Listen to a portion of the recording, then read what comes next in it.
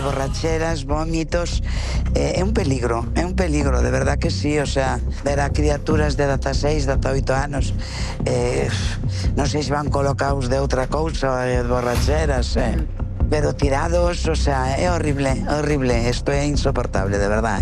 Tendrán que tomar unha determinación, digo eu. Si ti ves as 9 da mañán, isto é algo, é unha escombrera, isto, en vasos rotos, bueno, colillas, sabes, o estado de todo o piso, sabes, tamén como están, e todo isto está, pues, destrozado. Nos intentamos falar con varios establecementos da zona, pero ningún quixo facer declaracións, nin a Cámara Baixa, xa que teñen medo a represalias, pois todas estas persoas pasan frecuentemente pola súa zona.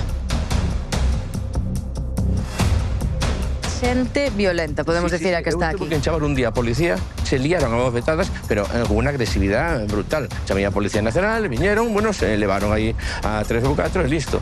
Pero salen en unas condicións tremendas. Este é un problema conocido e que debe tomarse alguna solución, porque o que non podemos permitir é que vaya máis. Isto é unha alteración da vida habitual que non debe consentirse.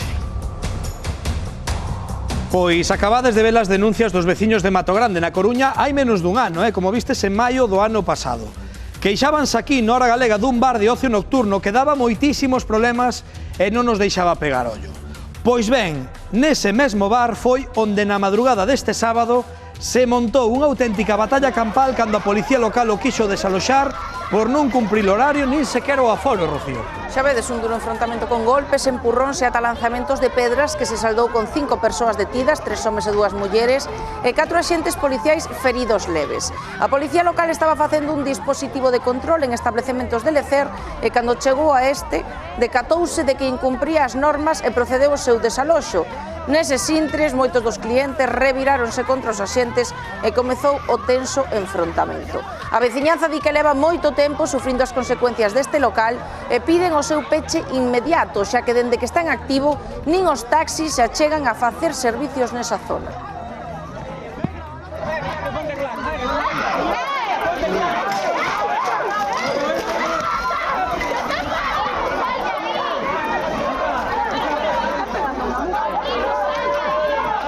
O que acaban de ver sucedeu aquí unha auténtica batalla campal na mañanciña de onte domingo, un local que entre as veciñas e veciños de Matogrande, María, Juan, leva xa creándovos moitos problemas desde hai tempo. É raro o fin de semana que non hai aquí Policía Nacional ou local. Viñeron sobre as 5:30 da mañán, estuveron aquí facendo como unha inspección do horario, mandaron desaloxar a xente, pero no momento que os policías saíron do local foi cando os clientes empezaron a lanzarlle pedras. Con 4 feridos remataron que tuveron que ter asistencia sanitaria no hospital.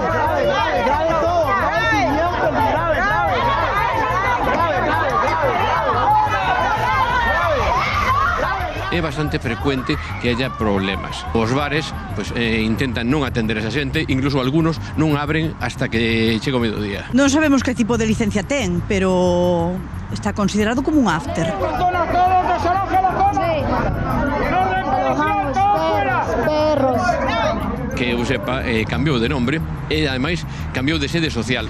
Bueno, se sabrá moi ben a normativa e así non son reincidentes nunca. Hasta fai poucos días isto chamábase Nol, ahora chamase Ginger, pero nos sospeitamos que son os mismos donos.